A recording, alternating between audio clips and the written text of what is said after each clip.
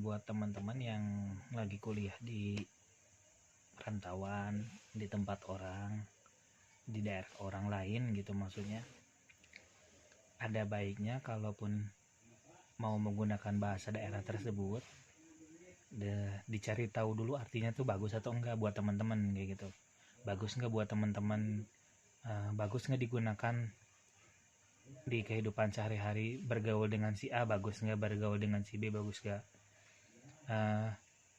Mungkin di daerah lain sama ya, khususnya di Bandung sendiri, karena saya di Bandung itu bahasa Sunda tuh ada tingkatannya kan, ada buat diri sendiri, ada buat orang tua kayak gimana bahasanya beda, ada buat bergaul sama orang tua bagaimana beda, ada buat teman sebaya juga beda masing-masing gitu.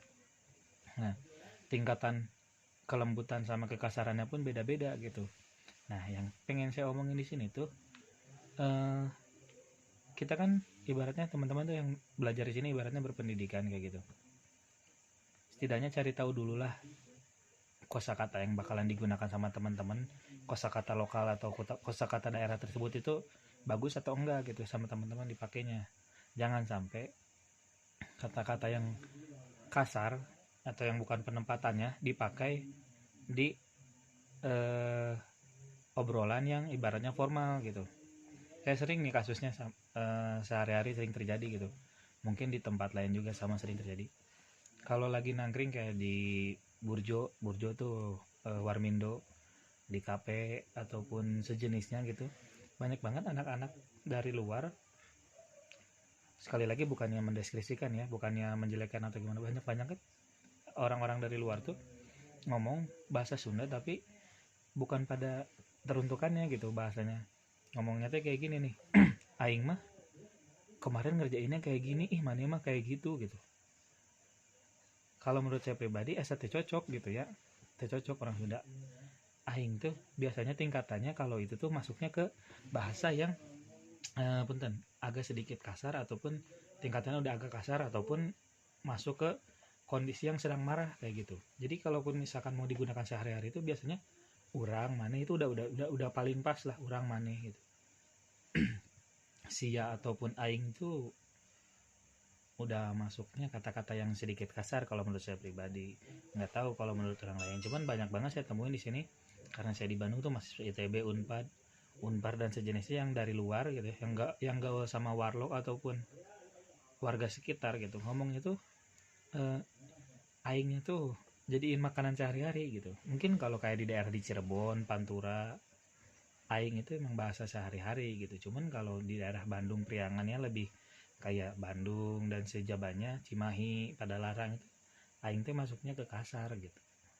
Jadi ada baiknya buat teman-teman kalau mau menggunakan bahasa daerah tempat teman-teman belajar, dipelajari dulu bahasanya gitu. Jangan sampai eh, menurut menurut kalian nggak apa-apa, cuman didengar di orang lokal itu nggak enakan gitu. Jadi malah mendeskripsikan tempat kalian belajar ataupun diri kalian sendiri itu jelek kayak gitu sih.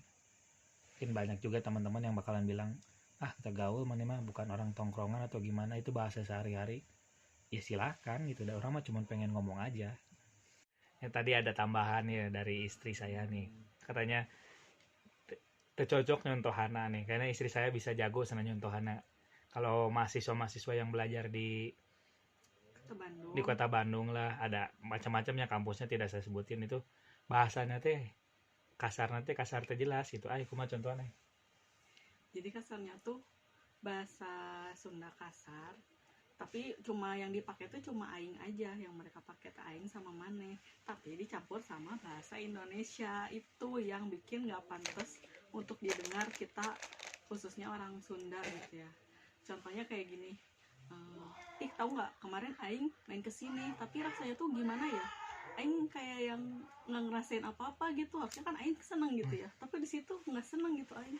Nah kayak gitu kan, yang denger ih aneh, kalau bahasa Indonesia ya bahasa Indonesia aja semuanya. Mendingan gue lu sekalian ya. Iya, Gitu. kalau mau bahasa Sunda semuanya, jangan separuh-separuh kayak gitu. Jadi untuk yang ngedengernya juga aneh gitu, ini orang mau ngomong apa sih, aslinya orang mana gitu. Jadi kalaupun orang Sunda kok gitu ngomong Sundanya separuh-separuh. Kalau bahasa Indonesia nggak sesuai sama EYD misalnya, jadi kayak gitu contohnya gitu. Bukan lebay itu ya, tapi Iya. da kumaha peruntukannya beda gitu. Kalau memang mau serius mempelajari bahasa Sunda, silahkan pelajari beberapa bahasa yang memang digunakan sehari-hari, dan kalau bisa pakainya tuh bahasa yang halus atau enggak bahasa yang menengah gitu. Kalau untuk kata aing, sia itu kan kalau di Sunda lebih ke kasar ya. Kalau mau juga minimal gitu, maneh sama urang gitu. Urgensinya lebih ke ngambek atau preman ya. Iya, Aing kalau siapa aing gitu. siapa gitu. Nah gitu sih, cuma mau ngomong aja. Benar gak? Dadah.